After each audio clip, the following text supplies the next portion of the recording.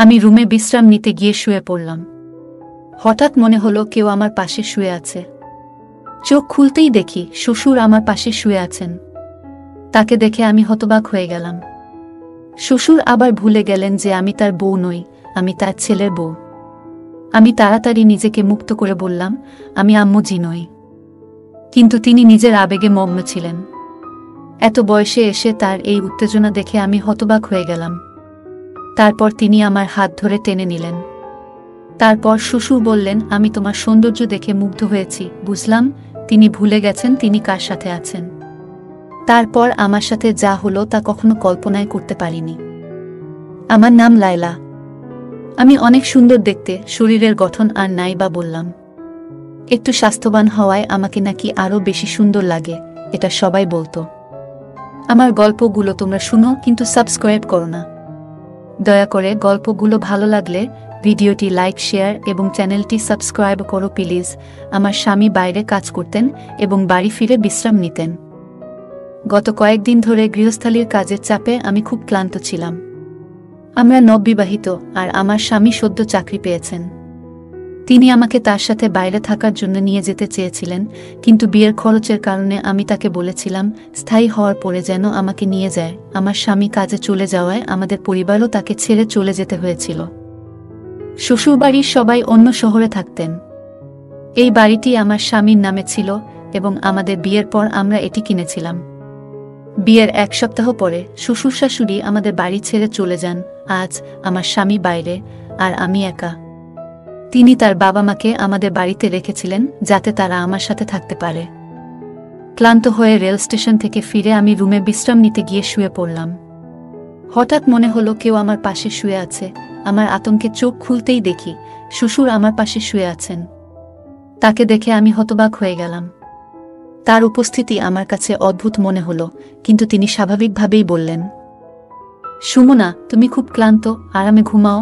আমি তাড়াতাড়ি বললাম, বাবা, আমি সুমনা নই, আমি লয়লা, আপনার ছেলে রিপনের বউ। তাড়াতাড়ি দরজার কাছে গিয়ে আওয়াজ করতে লাগলাম। শ্বশুরবাড়িতে শ্বশুরের এভাবে আসাটা খুব অদ্ভুত লাগছিল। হঠাৎ আমার শাশুড়ি ঘরে ঢুকে জানতে চাইলেন, তোমার শ্বশুর এখানে কি করছেন? তারপর বিব্রত হয়ে বললেন, তোমার শ্বশুর স্মৃতিভ্রংশে ভুগছেন, তাই হয়তো ভুল করে এখানে এসেছেন। আমি তখনই স্বস্তি পেলাম। শ্বশুরের ভুল বোঝার কারণে এই ঘটনা ঘটেছে, যা আমার কাছে ভয়ানক ছিল। এটি অন্যায় ছিল, কিন্তু আমার শ্বশুর স্মৃতিভ্রষ্টতার কারণে ভুল করে আমার রুমে এসেছিলেন। আমি দরজা বন্ধ করিনি, কারণ আমরা দুজনেই এই বাড়িতে একা থাকতাম। আমি আবার শুয়ে পড়লাম, কিন্তু ঘুমাতে পারছিলাম না। আমার স্বামী এখন বাইরে থাকে, তাই আমাকে শ্বশুর শাশুড়ির সাথে থাকতে হয়। প্রায় 2-3 মাস ধরে আমি একাই ছিলাম। সদ্য বিবাহিত হওয়ায় স্বামীর ইচ্ছা মেনে নেওয়া ছাড়া আর কোনো উপায় ছিল না। আমার স্বামীর পরিবার আমাদের বাড়িতে এলো। আমার শ্বশুর স্মৃতিভ্রষ্ট ছিলেন, যা আমাকে চিন্তিত করেছিল। এতদিন আমি জানতাম না, কিন্তু এখন বুঝতে পারলাম তার সাথে থাকা কঠিন হবে। বিয়ের পর পুরো 1 সপ্তাহ শ্বশুর শাশুড়ি আমাদের বাড়িতে ছিলেন।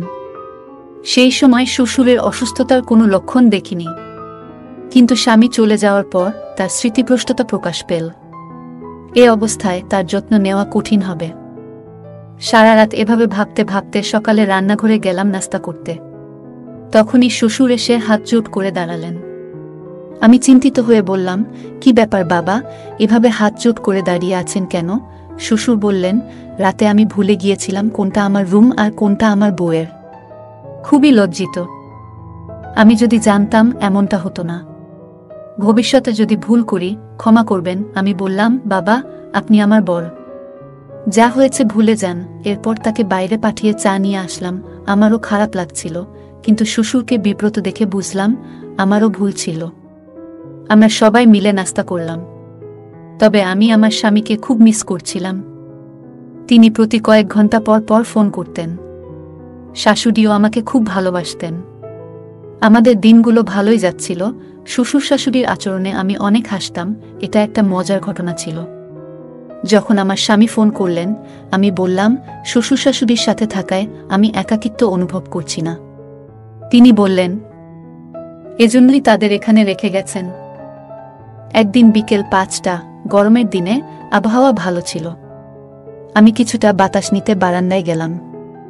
দোলনায় বসে মোবাইল ব্যবহার করছিলাম। হঠাৎ শ্বশুর এসে বললেন, তোমার হাত অনেক সুন্দর, তুমি অনেক সুন্দর, তোমাকে আগের মতোই সুন্দর লাগছে। এটা শুনে আমি লজ্জা পেলাম এবং উঠতে চাইলাম। তিনি আমার হাত ধরে টেনে নিলেন। আমি রেগে বললাম, বাবা আপনি কি করছেন? তিনি হেসে বললেন, লায়লা, আমি তোমার সাথে রোমান্স করব না? তোমার সৌন্দর্য দেখে মুগ্ধ হয়েছি। বুঝলাম তিনি ভুলে গেছেন তিনি কার সাথে আছেন। শ্বশুর আবার ভুলে গেলেন যে আমি তার বউ নই, আমি তার ছেলের বউ। আমি তাড়াতাড়ি নিজেকে মুক্ত করে বললাম, আমি আম্মু জি নই। কিন্তু তিনি নিজের আবেগে মগ্ন ছিলেন। এত বয়সে এসে তার এই উত্তেজনা দেখে আমি হতবাক হয়ে গেলাম।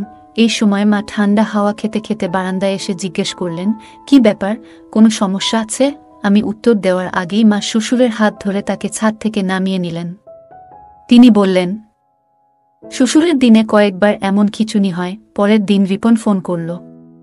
আমি তাকে বিষয়টি বলতে চাইলাম, কিন্তু মা এসে বললেন, তুমি তোমার বাবার কর্মকাণ্ডের কথা বলো। শ্বশুর জানতেন যে আমার স্বামী প্রতিদিন সন্ধ্যা 4টায় ফোন করে। শ্বশুর মোবাইল নিয়ে আসলেন এবং রিপনের সাথে কথা বলার সময় তাকে কথোপকথনে জড়িয়ে ফেললেন।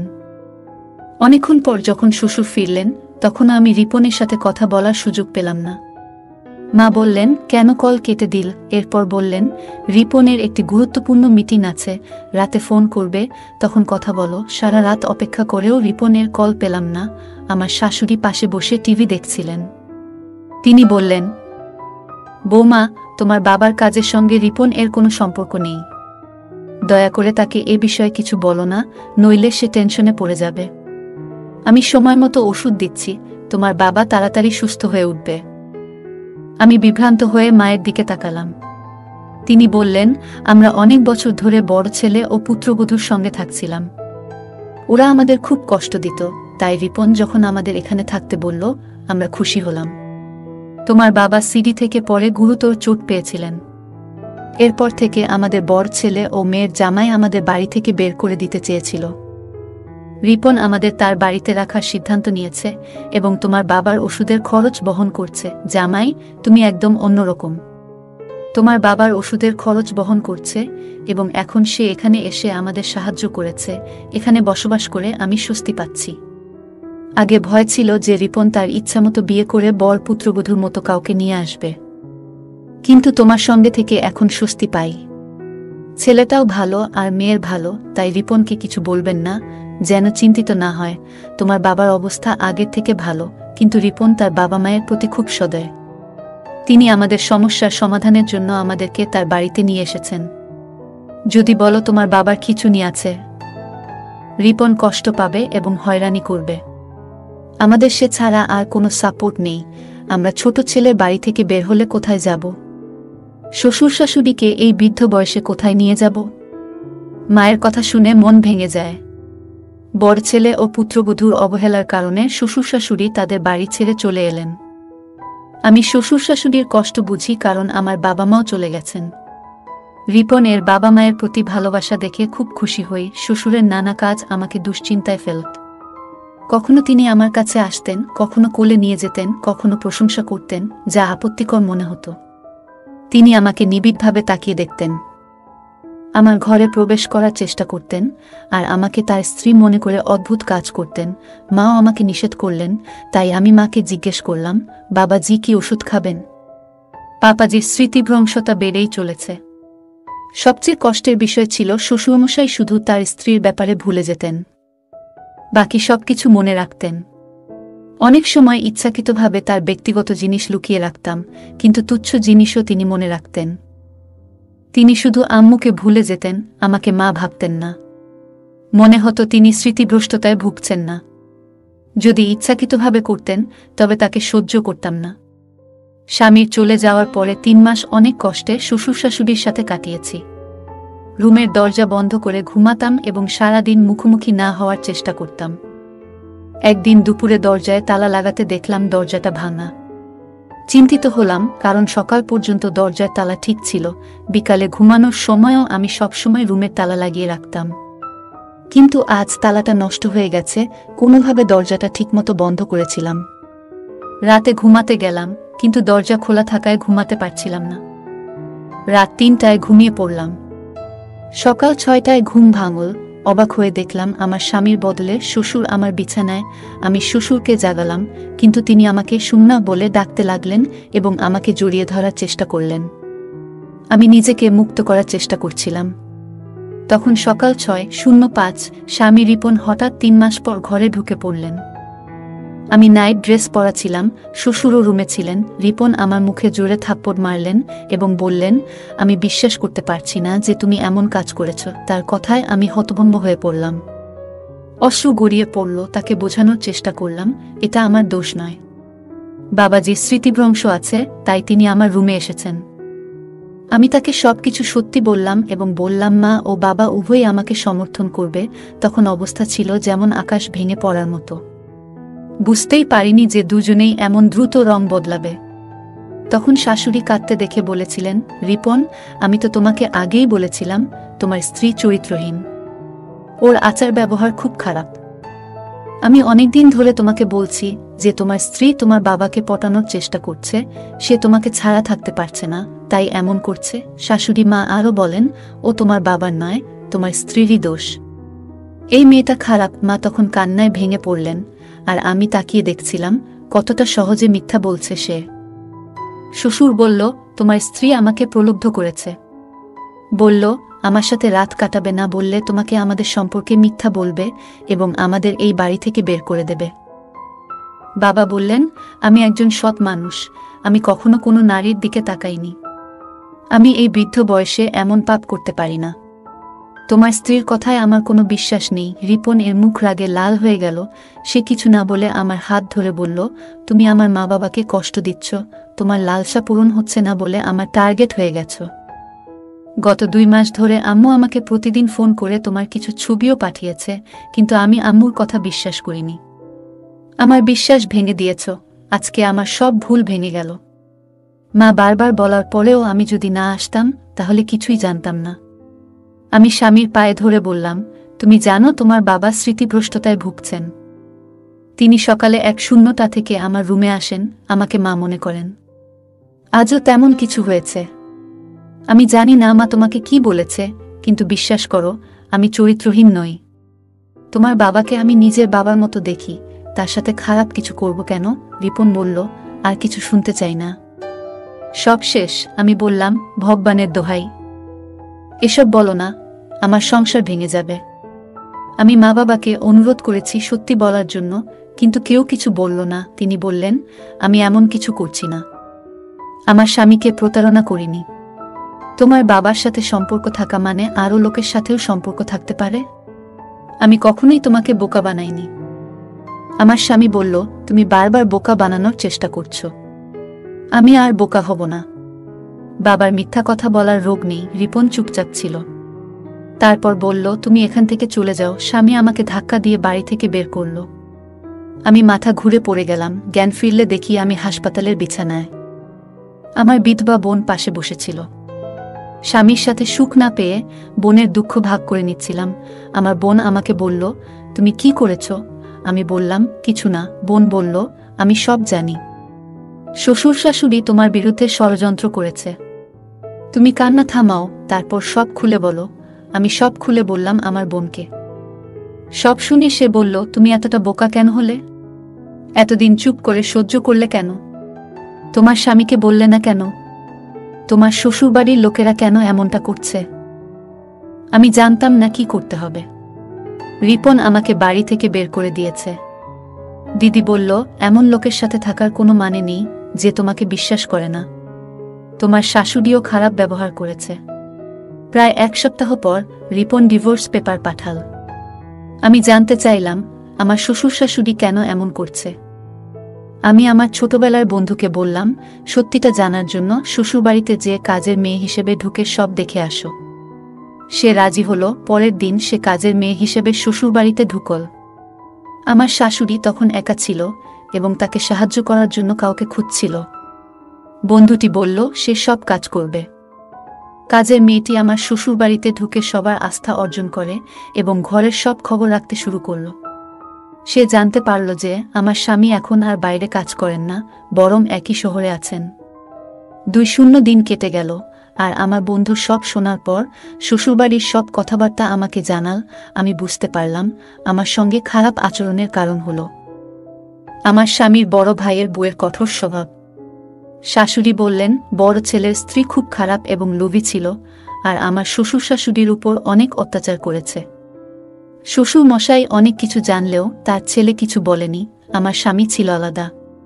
তিনি শহরে থাকতেন এবং নিজের উপার্জিত অর্থে আলাদা বাড়ি কিনেছিলেন। পরে বাইরে কাজ করতে গিয়েছিলেন। শ্বশুর মশাই যখন বুঝলেন যে ছোট ছেলে অনেক উন্নতি করেছে, তখন শ্বশুরবাড়ির লোকজনকে বললেন কোনোভাবে আমার ছোট ছেলের বাড়িতে ঢুকে তার বউকে বের করে দাও, আর তারপর আমাদের সেখানে নিয়ে যাও। এভাবেই তারা আমার বিরুদ্ধে ষড়যন্ত্র শুরু করল। তারা আমাকে দোষারোপ করে সমাজে অপদস্থ করার পরিকল্পনা করল। তাদের লক্ষ্য ছিল আমার স্বামীকে প্রভাবিত করে বাড়িটি তাদের নামে করিয়ে নেওয়া। বড় ভাইয়ের বউ এবং ভগ্নিপতি খুব লোভী হয়ে পড়েছিল এবং তারা এই বাড়ি নিজেদের নিয়ন্ত্রণে নিতে চেয়েছিল। তবে তারা জানত না সম্পত্তি হস্তান্তর এত সহজ নয়। আমার দৃঢ় বিশ্বাস ছিল একদিন না একদিন তাদের সত্য প্রকাশ পাবে। শ্বশুর শাশুড়ি যা করছিলেন তা বড় ছেলের বউয়ের নির্দেশে হচ্ছিল। শ্বশুর শাশুড়ি ভয়ে ছিলেন, আর বড় বউ তার স্বামীকে এই পথে টেনে নিয়ে এসেছিলেন। এরপর শ্বশুর শাশুড়ি আমার বিরুদ্ধে নানা ষড়যন্ত্র শুরু করেন। তাদের উদ্দেশ্য ছিল আমাকে শারীরিক ও মানসিকভাবে দুর্বল করে ব্ল্যাকমেইল করা, যাতে বাড়ির কাগজপত্র তারা হাতিয়ে নিতে পারে। শ্বশুর মশাই প্রমাণ সংগ্রহ করছিলেন আমাকে ফাঁদে ফেলার জন্য। তারা চেয়েছিলেন আমার স্বামী আমাকে বিশ্বাস না করে বাড়ি থেকে বের করে দিক, যাতে ছোট ছেলের বাড়ি রক্ষা করতে পারেন। শাশুড়ি আমার ভিডিও আমার স্বামীর কাছে পাঠিয়েছিলেন আমাকে অপদস্থ করতে। শেষে তারা আমার ভিডিও ব্যবহার করে আমাকে ব্ল্যাকমেইল করার চেষ্টা করল, কিন্তু আমার স্বামী সত্য জানতে পেরে তাদের ফাঁদে পা দেয়নি। সব বলে ছেলের বাড়ি বাঁচিয়েছে, কিন্তু এখন আমার স্বামীর প্রতি বিশ্বাস উঠে গেছে। আমি আর ফিরে যেতে চাই না। সত্য কখনো লুকিয়ে থাকে না। আমি জানি একদিন না একদিন আমার স্বামী এসে ক্ষমা চাইবে। আমার শ্বশুর শাশুড়ি সব শুনে কেঁদে বললেন আমরা বড় ছেলের স্বার্থে ছোট ছেলের সঙ্গে অনেক অন্যায় করেছি। কিছুদিন পর আমার শ্বশুর তার ছেলে রিপনকে পুরো সত্য বললেন, কিভাবে বড় ভাই এবং তার বউ তাকে হয়রান করত। 1 মাস পর আমার স্বামী এসে ক্ষমা চাইল, যদিও আমাদের ডিভোর্স হয়ে গিয়েছিল। সে বলল তোমার বোন যা বলেছিল তা সত্যি, তুমি আমাদের বাড়িতে ফেরত এসো। সম্পর্ক শেষ হয়ে গেছে, কারণ বাবা মা সবকিছু বলেছে। পুলিশও বড় ভাইকে গ্রেপ্তার করেছে। শ্বশুর শাশুড়িও পুলিশের কাছে পুরো সত্য বলেছে। আমার স্বামী বলল প্লিজ লায়লা, আমার সঙ্গে এসো, তোমার নামে বাড়িটা লিখে দেব। শ্বশুর শাশুড়িও এসে ক্ষমা চাইলেন, কিন্তু আমি তাদের ক্ষমা করতে রাজি ছিলাম না।